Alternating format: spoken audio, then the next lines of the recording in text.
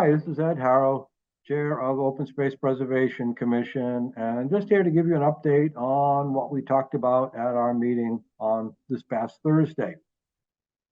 The first and foremost thing, the most important thing, was that it was Nancy Peters' birthday. Now, I'm not going to tell you which one because that wouldn't be polite, but it's her 24th year on the Open Space Preservation Commission. She has been on the Open Space Preservation Commission since its founding.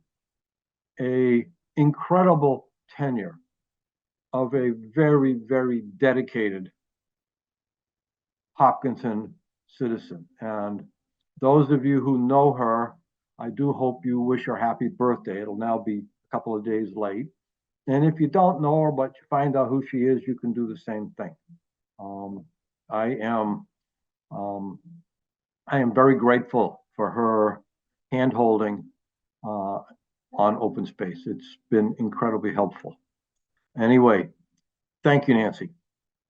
So that gets us on to the next item on our agenda, which is the website. And we had Linda Chuss via Zoom, and she answered a few questions to the party's satisfaction, and we are ready to go. It's going to be a while because she's got her hands in trails and other website programs, so it might be January if we're lucky, it might be February, but we can be patient. We've been patient thus far. And then we had a discussion about trail signs, and these would be trail signs where trails cross Chamberlain and Wayland. And we talked a lot, but we didn't come to any conclusions about exactly what it is we're going to do and how we're going to do it. Now we have, next on the agenda was the status of appraisals. We have ongoing property appraisals right now for 3 properties, and they are somewhere in the process of being done, probably, hopefully, middle January.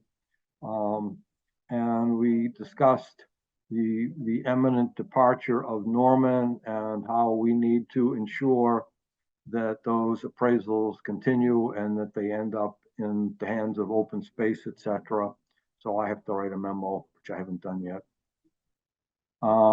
Then we get to the Jenner property, and the Jenner property is a fascinating, incredibly interesting, and you may have read about it on Hop News, which gives pretty much the whole details.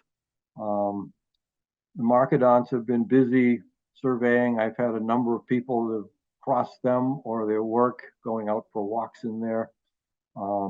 They are attempting to chase down the mystery, and the mystery seems very likely that the strip, which sometimes appears on some maps online and not on other maps online, which is very interesting too. And it does not appear on the town's GIS map, but it does appear on the state GIS map. So it seems fairly likely that when the city of Boston bought the water rights to what is now Hopkins State Park and acquired land around in the watershed to Hopkins State Park, and very clearly owns one piece that was owned by Charles Claflin, they probably got this strip, which was also owned by Charles Claflin. But not being an expert, but having done a fair bit of digging, I have not found much in the way of deeds with the name Claflin on it, which seems utterly remarkable. But I have another person who's chased it also and came up with the same result. So anyway, we are hopeful that the Marketons, who have a lot of expertise in this, they've been doing it for a long time, will solve the mystery. And I assume that if it is true that this strip is in the middle of 2 Jenner parcels, it's going to be a little complicated because town meeting said buying a parcel, not 2 parcels. And the town of Hopkinton has been charging real estate taxes on 42 acres, not something less than that. So it's going to be interesting. And I will say that the Jenners have been incredibly patient, and are sort of, I hesitate to use the word enjoying this as much as I have. I have found this a pretty interesting thing to dig into and try to understand what's going on. And then is going back to appraisals, we need to ensure, again, with the upcoming absence of Norman, that these appraisals that are in process don't get lost someplace.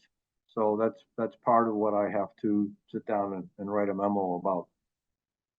And the next thing we want to talk about was the vision statement. So at the all hands meeting, which I dutifully attended, there was discussion about the Hopkinton vision statement, and there was the current vision statement, and there was a proposed vision statement from the facilitator. And I will say that I'm not going to say who else, but another party who was in on the all hands meeting, not on open space, had the same reaction to the proposed vision statement as I did, which I thought was rather interesting. So we had hoped to have both of these vision statements on hand for our meeting, but through whatever misfortune there might be, that did not happen. So we'll put that on for the next one. And then we had a vote on when we're going to meet next year. Principally we meet on the first Thursday of the month, each month, with occasional exceptions where other things get in the way. And so we have that squared away. And then lastly, there's been a request for conceptual ideas for annual town meeting articles. And we really, most anything that we do ends up going through CPC. And so we don't really think there's anything there, with one exception, would be that if open space can hold, I'm not sure if hold is the word, but open space can arrange an easement across property for a trail. And the easement may come at a lease basis, like a 99-year lease, and then we would have to pay for that. And so I need to check in and see if that's the sort of thing that we need to put together some kind of a conceptual article about.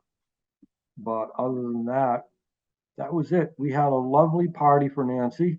The attendance was sparse, unfortunately. There were, like life, too many conflicts, too many other things to do. But we had a cake, and again, I cannot give away the source of the cake because that would be unfair to the woman who was very kind, and I tried to repay her kindness because I gave her a piece of the Irish soda, not the whole loaf of Irish soda bread that I make, which I learned to make from an old girlfriend's Irish aunt. And I can probably give you the recipe off the top of my head. I've made it so many times. And then my dearest wife decorated the cake. So one party made the cake and frosted it with a cream frosting. And then my dear wife took and, did little doodads on it and happy birthday, Nancy, and that sort of thing. So that's that. And I thank you for listening, and I hope you chuckle as much as I do when I do these, because that's why I do this stuff, because it really is fun and entertaining most of the time. Thank you.